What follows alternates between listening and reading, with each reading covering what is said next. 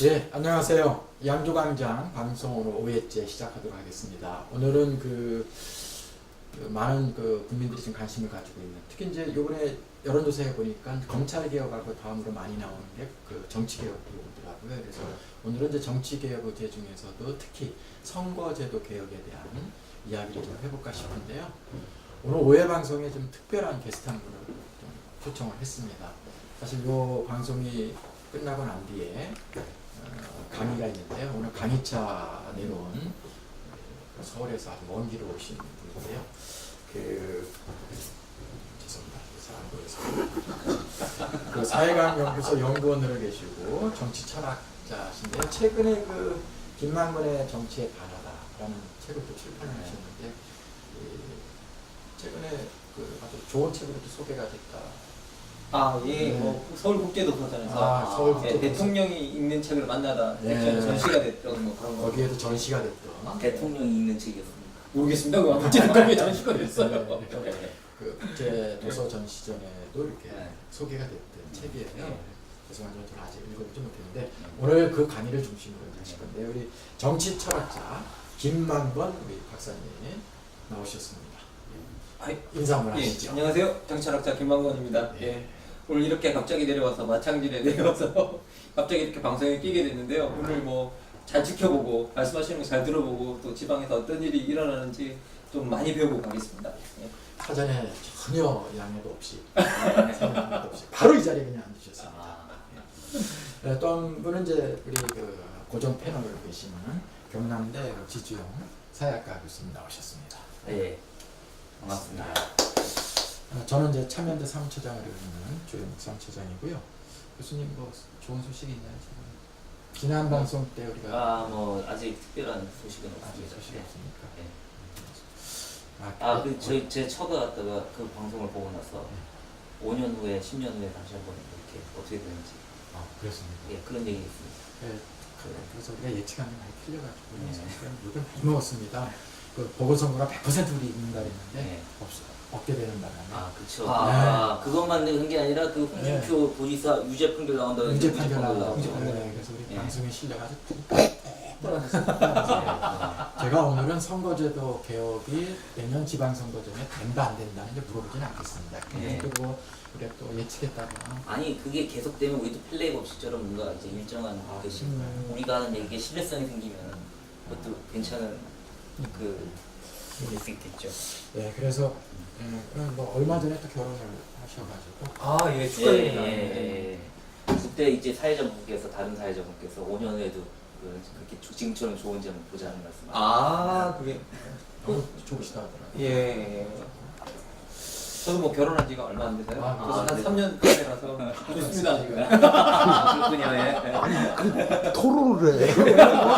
이 선거제도 토론이 아니라 지금 두 분의 지금 뭐 사생활적 결혼 뭐 이왕 이렇게 쭉 나가기만 하나씩 더 물어보지요. 그리고 뭐 후세 소식들은 좀 있으십니까? 어떻습니까? 예, 없습니다. 그게 예. 없습니까? 저는 지금 16개월입니다. 아십니까? 예. 알겠습니까? 예, 알겠습니다.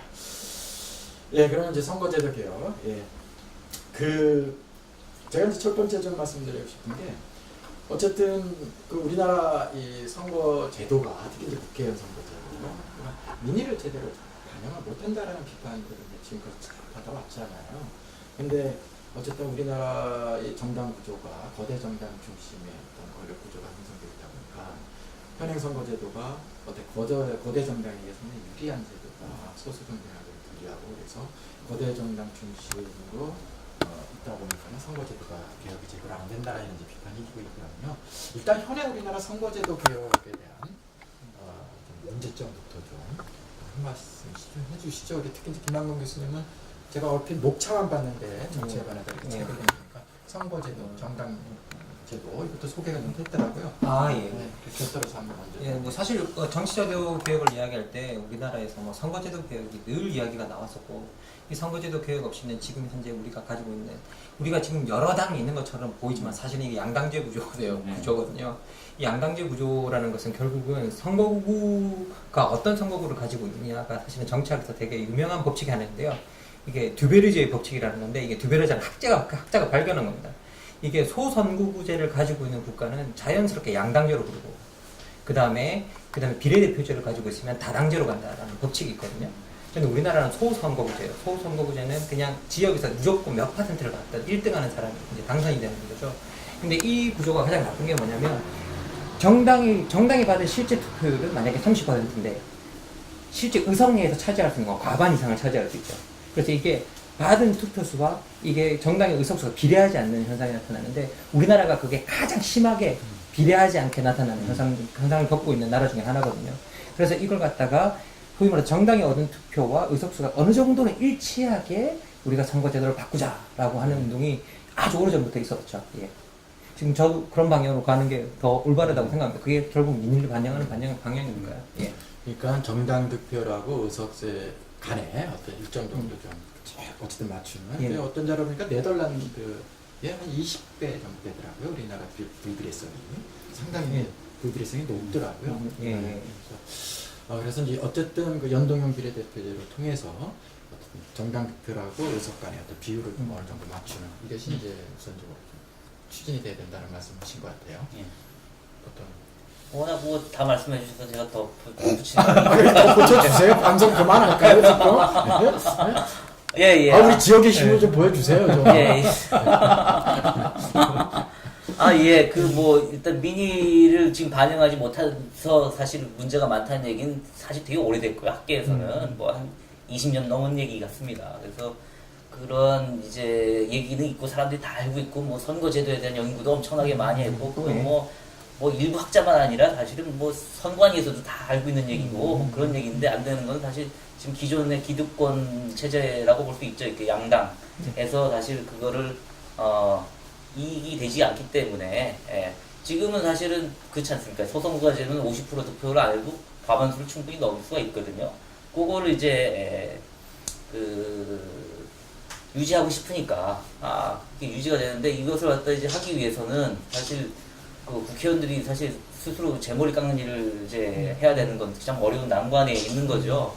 그래서 지금 보기에는 사실 지금 국회의원 실제로 가능하기 위해서는 그 일이 아마도 그런 것이 어떤 타협이 있어야 될 텐데요. 서로 주고받는. 그래서 지난번에 문재인 대통령이 당선되고 나서 원내 대표 5명을 불러가지고 얘기했을 때 개헌 얘기를 하면서 그러니까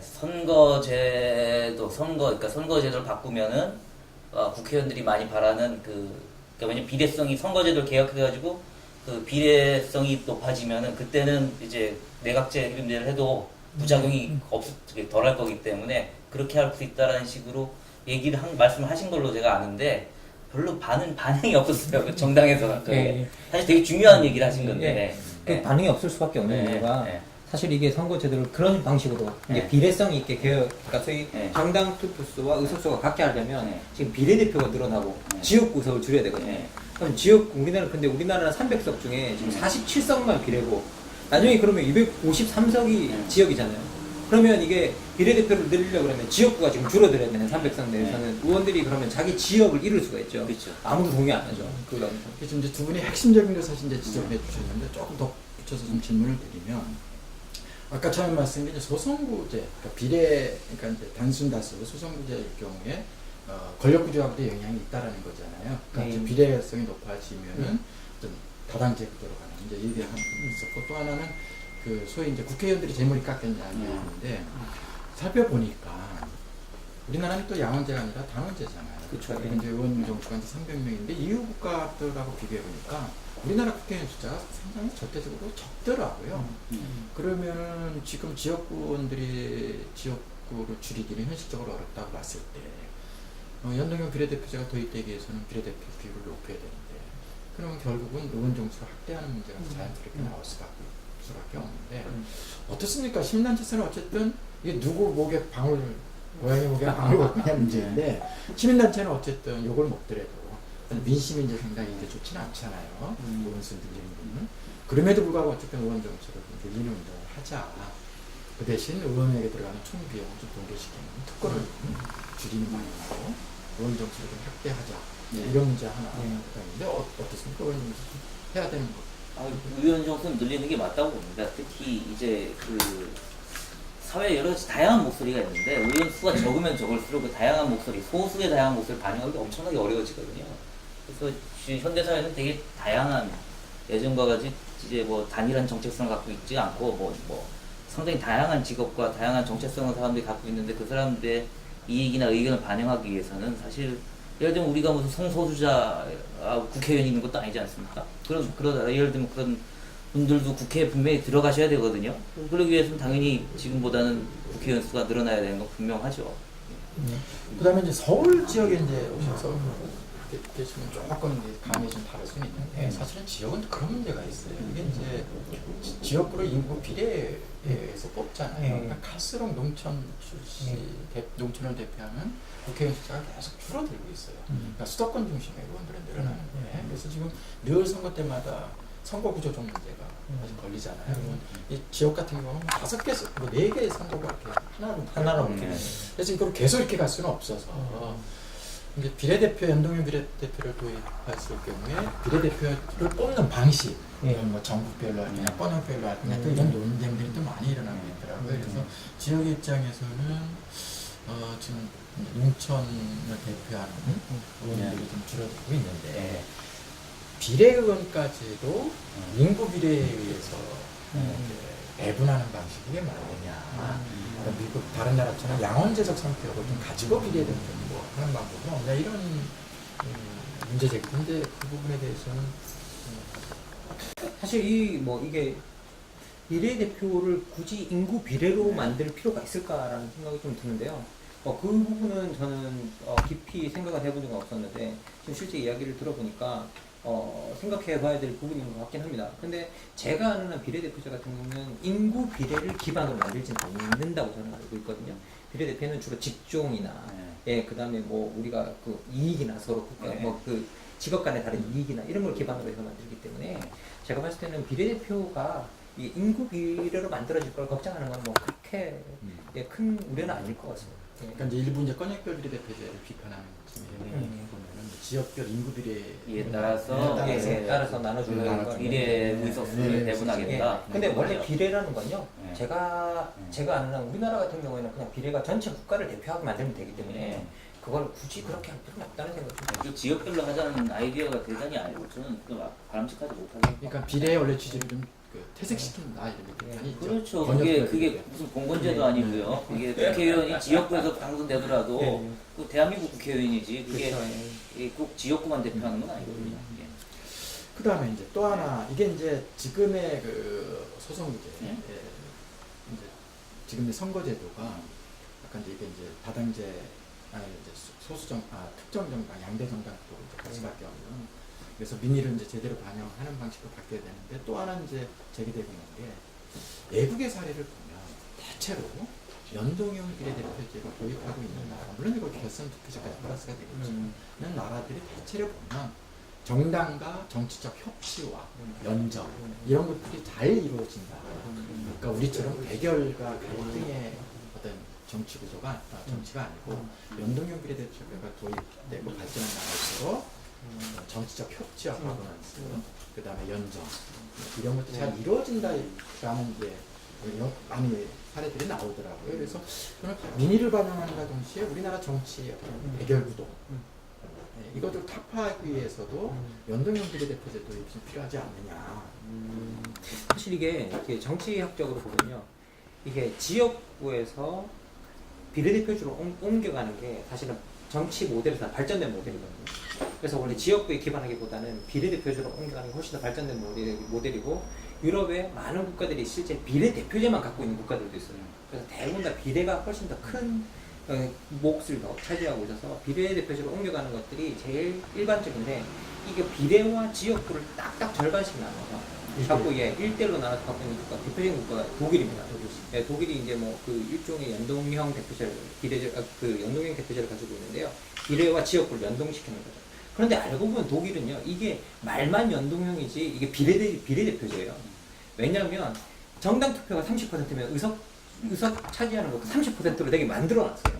이게 희한하게 이게 계산법을 딱 따지면 어떻게든 30%가 되게 만들어놨거든요. 그래서 결국은 이게 왜 그러면 지역구를 주느냐라고 봤을 때 독일에서 나온 연구는 뭐냐면 지역에 내가 뽑은 대표자가 있다는 것 자체가 대표자와 뽑은 사람 간의 친밀감을 높여주기 때문에 그것 때문에 대표자를 갖다가 이제 이렇게 뭐 이렇게 먼저 주고 그다음에 비례대표제로 맞춰주는 방식으로 하지만 실질적으로 의석은 비례대표제로 맞추는 방식으로 가고 있는 거죠. 그래서 연동형 대표제를 하게 되면 결국은 다당제 구조가 나올 수밖에 없거든요. 그러면 협치를 하지 않으면 정치가 굴러가지가 않으니까 기본적으로는 이 구조를 가지게 되면 협치 구조로 가는 거는 맞게 되는 것 같습니다. 그렇죠. 연동형 예. 구조. 그러니까 그렇게 다당제 구조로 가면은 아무튼 그러니까 다 절대 다수파가 없으니까 그러니까 그 다수파의 이제 횡포라든가 이런 게 사실 없어지는 거겠죠. 그런 거 없고 또 하나는 일단은 지금은 위너 틱스 올 아닙니까? 그 과반 넣으면 그러니까 사생결단하는 그렇죠. 건데 예. 애초에 과반이 넘는 것이 거의 불가능하다고 다들 이제 예. 하고 있으면 이제부터는 예. 자기 걸 챙기려면 협치를 안 하면 챙길 수가 없는 그렇죠. 구조가 되는 거예요, 예, 애초에. 예, 예, 예. 근데 이제 구조적 압력이 생기는 거죠. 뭔가 협력하지 않고는 장관 자리 하나도 안 떨어지거든요. 그렇죠. 예. 예. 그래서 이번에 뭐 문재인 후보가 대통령이 당선되고 난 뒤에 예. 여러 가지 썰이 있었잖아요. 예. 유승민 입각 예. 장관, 심상정. 예. 저는 뭐 100%안 된다고 이제 봤는데 예. 현행 우리나라 정치 예. 시스템 가지고 예. 그렇습니다. 그럼 국회의원 선거도 근데 이게 이제 지방선거로 내려와 또 보면요. 지난 2014년 그 경상남도 5회 선거 결과를 보면 전체 의석이 55석이에요. 네. 55석인데 비례대표가 5석이거든요. 예. 그러니까 지금 간여구에도 비례대표 비율이 상당히 낮은 거죠. 근데 그 당시 이제 새누리당이었는데 새누리당의 정당 득표율이 59.2%였어요. 득표 정당 예. 득표율이. 예. 근데 의석 비율은 90%로 예. 가져갔어요. 예. 그럴 수 있죠. 네. 그 현재 시스템에는. 예. 아 참. 그 당시 새정치민주연합이었는데 예. 지금의 예. 더불어민주당은 이제 29%를 얻었는데 예. 정당 득표율은 의석 비율은 3.6%예요. 예. 이게 이제 호남으로 가면 또 완전 또 반대 양상이 반대 양상 뜨게 되죠. 그리고 지난 총선에서 전국으로 따지면 국민의당이 가장 피해를 많이 봤어요. 그렇죠. 예. 네, 예. 정당 득표율은 민주당보다 네, 앞섰음에도 앞섰는데, 불구하고 예. 의석 수 비율은 뭐 엄청난 차이가 차이가 나요. 나요. 근데 이제 또 호남에서는 많은 이득을 봤죠. 그래서 이게 이제 지역구도에 따라서 이제 정당 간의 경쟁이 있는 다른 지역에 비해서 영호남이 특별히 이제 분리해서 이제 심해요. 그래서 이 국회의원 선거뿐만 아니라 지금 소선구제를 채택하고 있는 강여구의 선거도 같이 좀 바꿔야 되지 않겠나 이제 그런 좀 생각이 들어요. 그 다음에 이제 지금 시민단체들이 이제 제기하고 있는 선거제도 개혁이 이제 연동형 비례대표제 도입 말고 결선투표제. 아 그래서 이게 대통령이나 지방자치단체는 그래서 최근에 이제 이런저런 이제 연구 결과 이렇게 보면 선거제도와 물론 이제 정치 시스템과 뭐 정치의 어떤 협치라든가 이런 것들 연동이 있겠지만 어떤 선거제도를 가지고 있느냐에 따라서 그 사이에 어떤 또 이 복지 이 문제하고도 상당히 연관성이 있다라는 연구들이 많이 나오고 있더라고요. 그래서 대체로 연동형 비례대표제와 결선투표제를 도입하고 있는 나라들이 사회복지 수준이 좀 높다라는 연구들이 나오고 있는 것 같아요. 여기는 지금 복지를 전공하시는 분은 안 계시지만 뭐 그런 혹시 이번에 책을 쓰시면서 복지 관련도 있던데. 아 이게 뭐 그 제가 그 통계 자료를 찾아보지는 않았지만 대부분 다 비례대표제를 들고 있는 국가들이 복지 국가들이 그 비례대표제를 많이 들고 있고요. 비례성이 훨씬 높은 제도들을 들고 있는 건 사실입니다. 핀란드, 스웨덴 뭐 그런 데가 다 이제 실질적으로 비례대표제가 훨씬 비율이 높은 건 뭐 사실이니까 그것과 연계되어 있다는 측면은 맞는 것 같고요.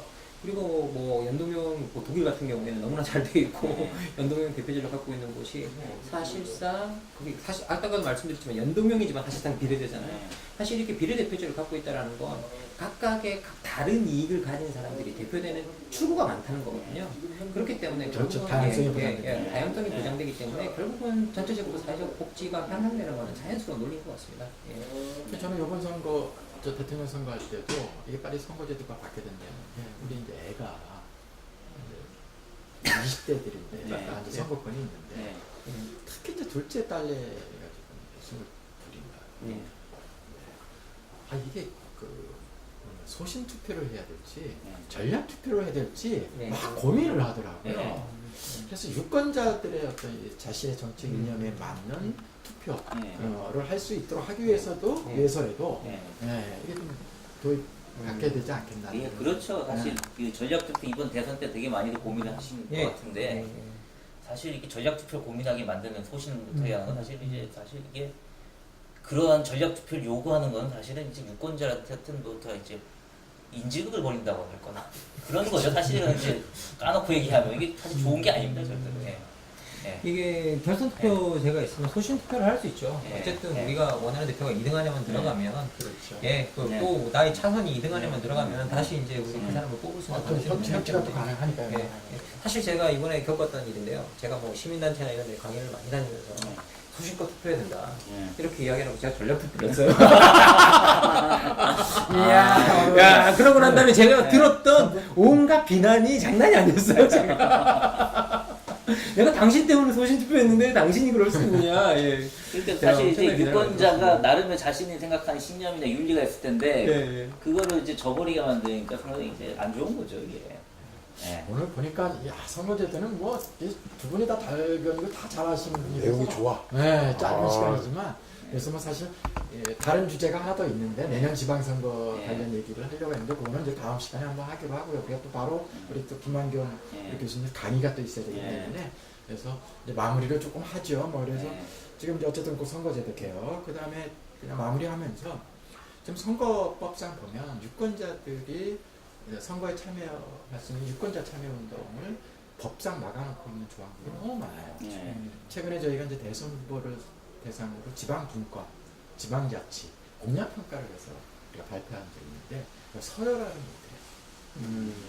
평가는 하되 예. 서열화를 못해요. 어느 것이 더 좋게 예. 하다 평가하는 근데 선거법상 이렇게 막아놓고 있는데 뭐 이런 걸 비롯해서 어쨌든 유권자들의 선거 참여, 정치 참여 운동을 가로막고 있는 이 독소 조항들 이런 것도 어떤 정치 진입이라든가 유권자 참여 운동 확대 측면에서 좀 개선이 좀 돼야 될 것 같다는 생각이 들고요.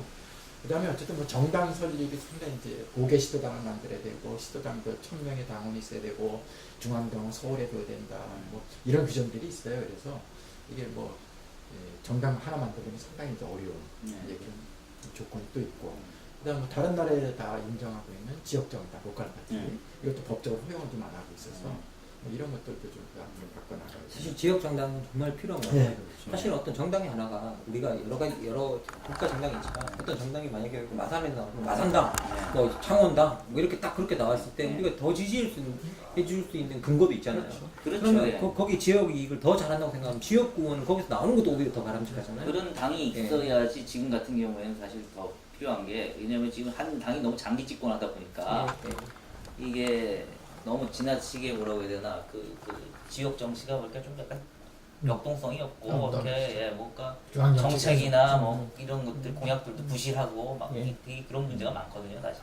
사실 우리가 수도권 인구 집중화를 계속 이야기를 하지만은 지역이 살기 좋게 되면 사람들이 지역으로 빠져나오게 돼 있잖아요. 그렇죠. 그리고 예. 굳이 옮겨가지 않기 때문에 예. 우리가 지역을 장기적으로 포커스를 맞춰서 여기가 발전할 수 있는 근거를 예를 만들어야죠. 들면 이제 영국에 가면 스코틀랜드에 가면 원래 스코틀랜드는 노동당 원래 보수당 노동당이 같이 갔다가 경쟁하다가 대처 정권이 들어오면서 보수당이 쪽에 완전히 이제 그 지지율가 떨어지고 노동당을 바뀌었다가 90년대부터 이제 스코틀랜드 독립당으로 이렇게 됐고 이번에는 다시 이제 스코틀랜드 독립당이 일석을 잃고 이런 과정을 겪어왔거든요. 그러니까 이제 스코틀랜드 독립당이 이제 그 표를 갖다 많이 얻었던 거는 기존의 노동당하고 보수당한테 이제 실망을 한 결과였고 이번에 다시 이제 많이 보수당이나 이제 노동당 쪽으로 표가 옮긴 거는 거기에 대해서 이제 보수당 노동당이 정신 차린 거예요. 그쵸, 스코틀랜드가 예. 계속 찬밥이었거든요, 영국에서. 근데 이제 정신 차린 거죠. 진짜로 이거 잘못하면 브렉시트 중에서 이제 뭐 진짜 스코틀랜드 독립해버리는 거 아니야? 이런 얘기까지 나오고 그러니까.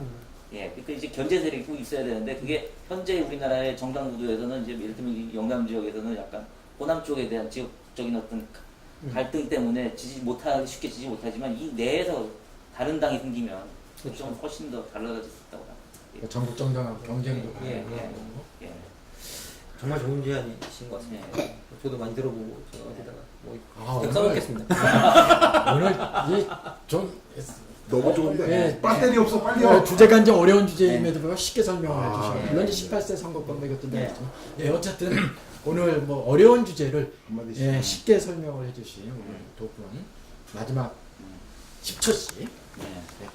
바로 인사죠. 예. 아, 예, 저는 사실은 이제 선거 이제 전문가는 아니지만 그동안 우리나라의 선거 제도에 관한 논란이 계속 있었고 그 불만이 쌓인 결과 저절로 갔다가 어느 정도 알게 되는 결과가 있어요. 이게 사실은 잘 몰라야 되는데 그동안 수많은 이제 그 연구나 하여튼 뭐 요구나 이런 것도 있었는데 정치권에서 전혀 담아두지 않았기 때문에 이게 이제 제가 사실 이 정도까지 얘기할 수 있는 거거든요. 원래는 제가 얘기 못 해야 됩니다. 그때 다 이게 이제 그 선거제도가 계속 발전해 왔으면 제가 최신 트렌드를 전혀 모르고 있고 막 이래야 되는데 하도 이제 안 되고 있었기 때문에 그 20년간 그대로니까 그게 계속 나오니까 그래서 이제 그 좀 얘기를 더 할 수 있었던 것 같고요. 전문가가 아님에도 아무튼 그 내년에 이제 선거 전에 어쨌든 우리가 개헌은 훨씬 더 신중하게 해야 되지만은 그 개헌은 사실 뜬금없이 좀 나온 측면이 있어요. 우리가 헌법 구조에 대해서 연구는 별로 안 돼 있거든요. 네, 사실. 하지만 그 선거제도에 대한 연구는 엄청나게 많이 됐기 때문에 이번이 아마 선거제도만큼은 개혁해야 될 시기라고 생각합니다. 예. 뭐 한 번 더 내려오신다 이런 말씀도 하시고. 네. 어쨌든 이게 그 여러분이 이제 표를 찍으시면 그 표가 사표가 될까 되게 걱정하시잖아요. 그런데 어떻게 표를 찍어도 여러분의 표가 살아서 의석이 반영될 수 있는 그런 선거제도를 만들 수 있습니다. 그래서 그렇게 선거제도가 개혁되도록 했으면 좋겠습니다. 예, 오늘 지지영 교수님, 그다음에 멀리 서울에서 오신 김만견 우리 박사님, 교수님 수고하셨습니다. 양조방서 5회 양조방서 이것으로 마치겠습니다. 예, 감사합니다. 네, 감사합니다. 감사합니다. 예. 네. 와 오늘 내용 좋다.